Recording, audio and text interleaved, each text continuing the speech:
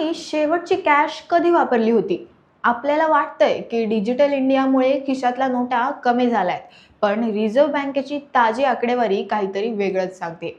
जानेवारी 2026 अखेर भारतात चलनात असलेल्या एकूण रोख रकमेने म्हणजे CICने 40 लाख कोटींचा विक्रमी टप्पा गाठलाय. धक्कादायक म्हणजे गेल्या वर्षाच्या तुलनेत यात 11.1%ची मोठी वाढ झाली आहे. दुसरीकडे UPI सुद्धा मागे नाही. केवळ जानेवारी महिन्यातच UPI द्वारे 28.33 लाख कोटींचे व्यवहार झाले असून तब्बल 21.7 अब्ज ट्रान्झॅक्शनची नोंदणी झाली आहे.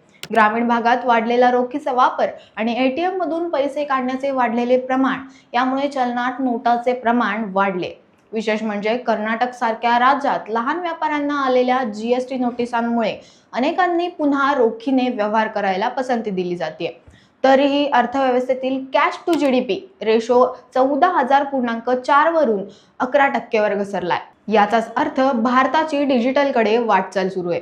एकीकडे UPIचे व्यवहार गगनाला भिडत आहेत, तर दुसरीकडे चलनातल्या नोटांचा आकडा 40 लाख कोटींच्या पार गेलाय.